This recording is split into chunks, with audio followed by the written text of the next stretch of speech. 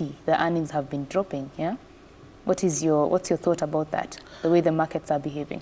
Definitely, there is no discipline in the market for our raw materials and basically agriculture, because the stakeholders that are involved, because we have seen the issue that are there with Kenya Tea Development Authority.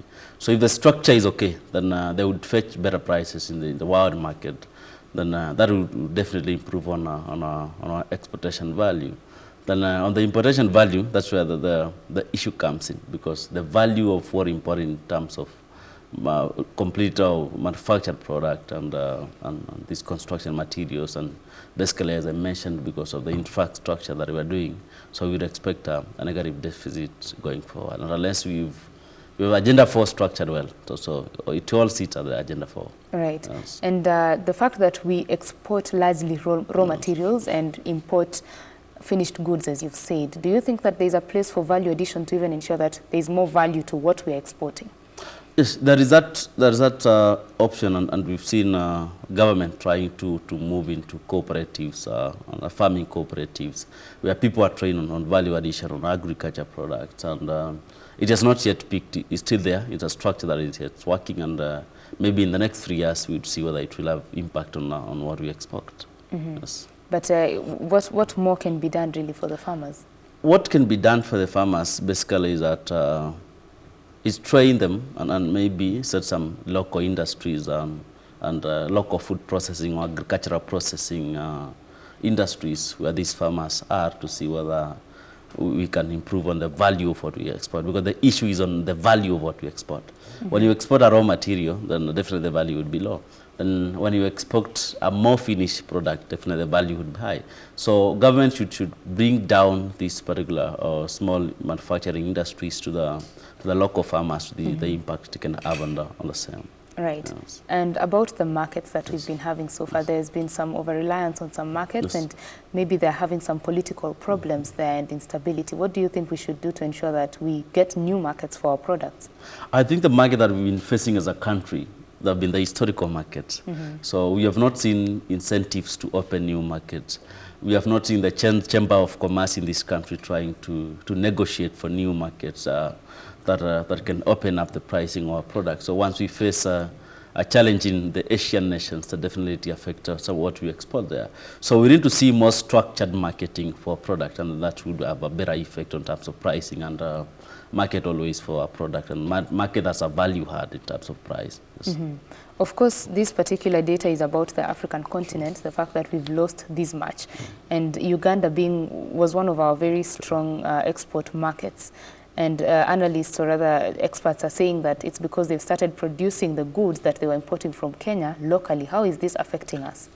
So definitely it affects us as a nation, and relying on the cost of exporting product to our neighbors. Of course, it is slower than it fetches a better value in comparison to any other country that's far away. So, but we've seen them also move into manufacturing. We've seen our East African countries move into manufacturing. Even out of agriculture, we've seen tiles being manufactured in China, in Uganda, tiles being manufactured in Tanzania, and marine board being manufactured in Tanzania. So they're moving into manufacturing and into industry where we are, as a country, Kenya, we have been slow. So we have been at a position where we don't think we would be threatened or we would be a threat to any nation. Then they're working their way out. So that's why we find we are losing that particular market, and it has been our market. Mm-hmm. So it's so unfortunate we are losing it, and we are losing it because we don't want to prioritize issues that are set out in the policies of this development as a country. Mm-hmm. And maybe to mention Agenda 4, we've talked about manufacturing. We have not seen enough incentives by the government to push that, or that we can be at advantage position compared to the East African nations, and that's why we are losing definitely as a nation. Mm-hmm. Yes. And of course, one of the things that maybe is making our products lose its competitiveness is the high cost of production. Sure. Can you just mention something about that, and even the energy costs in this country? So when we look about industry, just give a real example. when you check the manufacturing industry that are being set in these East African countries, they're in far-off-flung areas where labor is cheap and also the cost of production in terms of raw materials is cheap. So we've, as a country, then Kenya, we've concentrated our industries in the urban areas where, of course, the cost of labor will be high because people are paying rent. And the other countries, they are located in places where people are not paying rent. Then we have cost of power in this country. It is quite big. That if you've seen countries in Asia or other areas of Africa trying to adopt solar power, as a country, we have not adopted that. So our cost of production remains high because of just such factors. Yes. And of course, the whole idea of things that are coming even from outside being cheaper than our very own, that means it's even killing the market, the local market for the locally produced goods. What's your thought on that? Sure. We don't have a protection policy that is tied for local industries, but of course we are bound to different economic unions that we are members, because you cannot be a member of COMESA then you want to prevent people from bringing products to your country, right, even if they have an advantage in terms of production cost.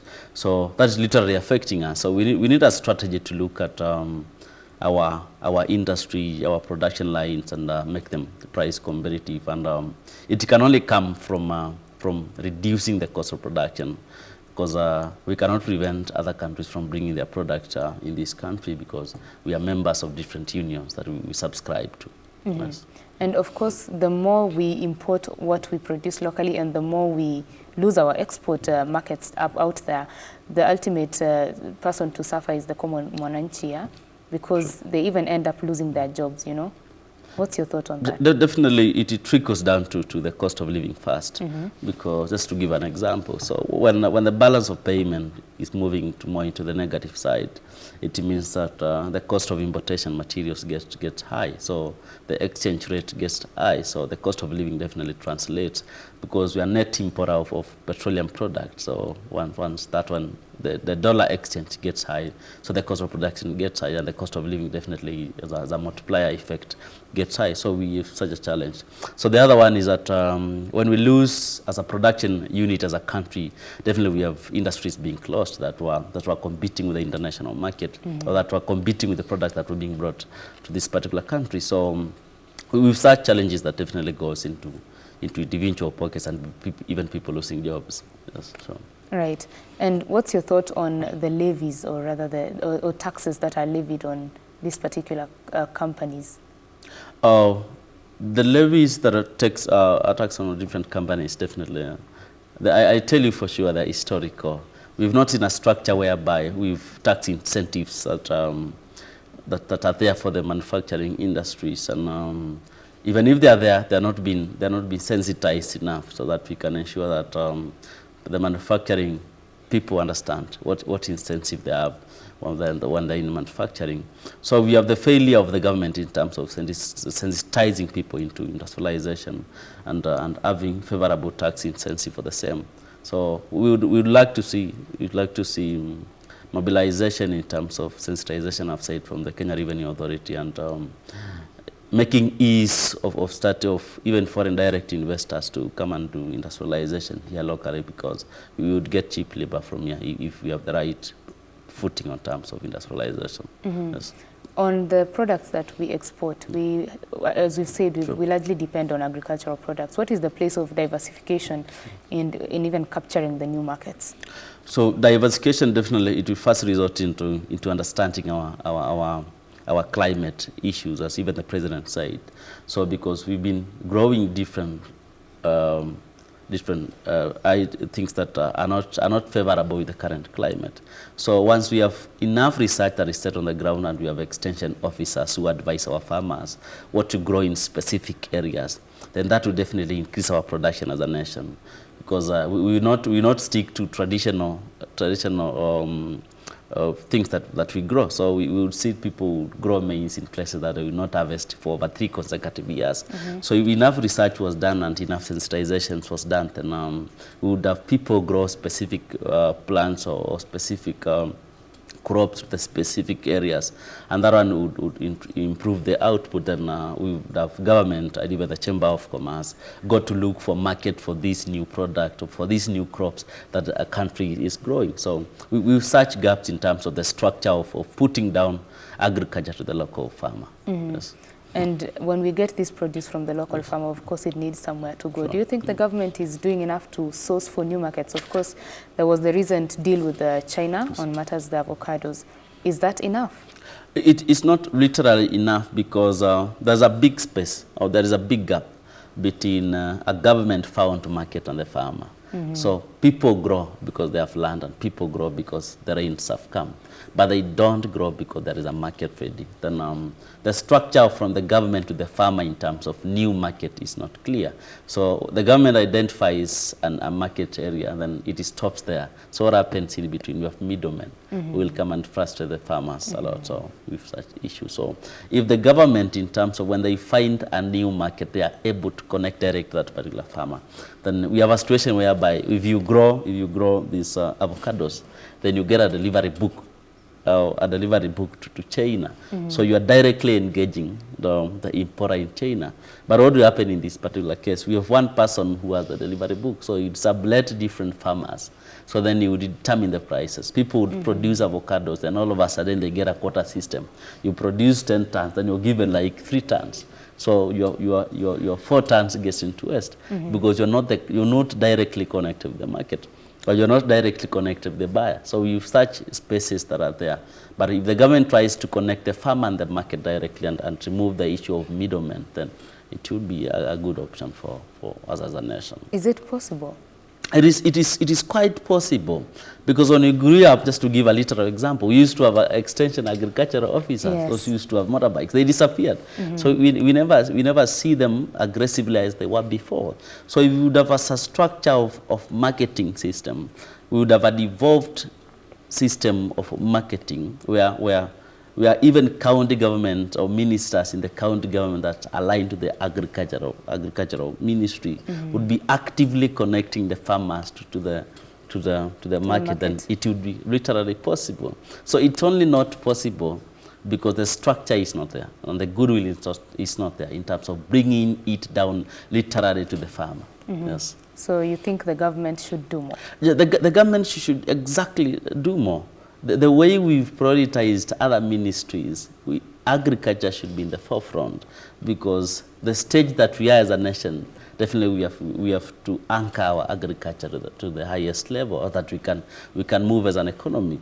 Because by the time we have industrialization peaking and trying to have an advantage position in our BOP, it takes time. But it takes 6 months of a year to grow a crop and sell in the market. It will take over a year to have a finished product with the industrialization and as an industry out there in the market. So those are the differences. So if the government comes down, then we have a lot of potential in agriculture that is not honest. And that's why you're seeing people are removing, they are uprooting, I saw they are uprooting, what is it? They are uprooting tea. You see, you know, it's not good. So if the government had a structure, then we would be somewhere as a nation. So they would still consider sinking more down. Then organizations that are set by either the farmers or the government to assist in sourcing for market, then they need to employ a lot of prudence and a lot of concern about the will of the farmer. Because we've seen issues between KTD and the farmers, for example, which should not be there. So we need to see more of government incentives and setting clear paths for the farmer to sell their products, and that would be the best position for us as a nation. More incentives for the farmers. Definitely. While we are at this issue of agriculture, Yes. I ought to ask you this question. What is your thought on the age gap in the farming industry? Sorry? So about about the age gap in terms yes, of... I mean, the older generation are still farming, the younger generation don't want to go into farming. How can we get the younger people to go into farming? Sure, and I'll tell you this.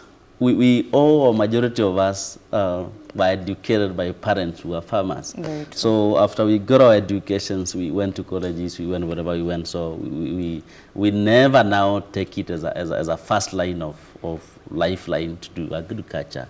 So our lands have been bare and they are not being farmed, they're going dry, and we are considering other nature of farming that are not fit for those particular places that maybe we've come from.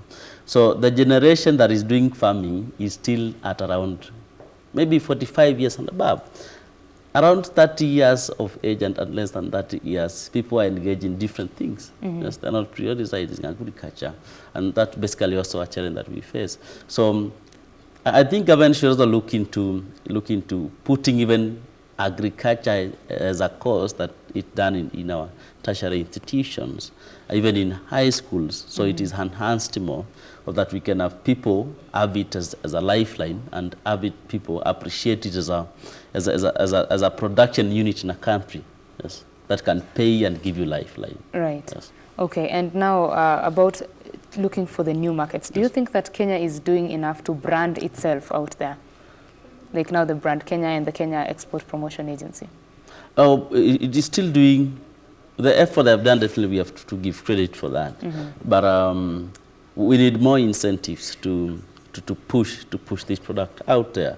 So we've not seen I still mention the Chamber of Commerce doing extra effort to push for products out there. So we still have a lot of potential. We still have a lot of opportunity that need to be harnessed by the government out there in terms of marketing our product. So we still have a miss in that. Yes. And what is the place of diplomats in even going to lobby for our products to access markets? So it depends with the goodwill from our diplomats out there. Because I'll give, for example, we've seen the Chinese diplomats here in Kenya trying to sensitize people about their product, and which has really improved how much we import from China, and people thinking of China as a nation where they can import products and not thinking of another country because of the incentives and the strategy that we've seen from the government. So we also need our ambassadors out there to move around and attend, maybe it is any forum that they can pitch our products there. Then it should be important. And then we also need to see even local farmers going abroad for benchmarking, and we would send a very relevant team to go into maybe Israel, for example, to go and study farming, and then the real farmers that are not going there. Yeah. So we need to appreciate the real person doing farming and put them in the forefront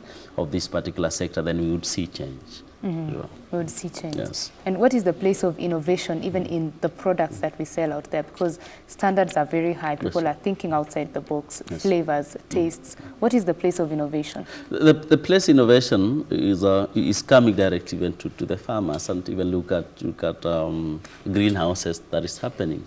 Look at even the way we farm. People up from furrow irrigation to drip irrigation. So I also saw something yesterday in the dailies where people are using technology to identify different diseases in their products or in their crops. So it is still there and needs to be adopted. But as a country in Kenya, we are yet to adopt equally technology in crop production. And it definitely improves on efficiency, it reduces cost of production, and also increases the output if it is well adopted. Then the government also needs to set incentives in terms of subsidizing prices or importing this technology that assists in farming. Then we would see change to that effect. Yes. And what is the role of counties? Because most of these crops or the production is done regionally. So what is the role of counties in ensuring that our exports improve? The role of counties, and basically what we have seen, because we can only mention what we have seen. We have seen counties give seedlings. We have seen counties try to sensitize about fertilizers. So they are there when people are planting, but they are not with the farmer throughout the process until the product gets out of the farm and it is sold. So they only come in and give you seedlings, and they don't give you greenhouse, and then you receive 2 weeks of rain, then after that is dry. So the whole thing gets into waste. So they need to work with the farmer throughout until they produce and look for the market.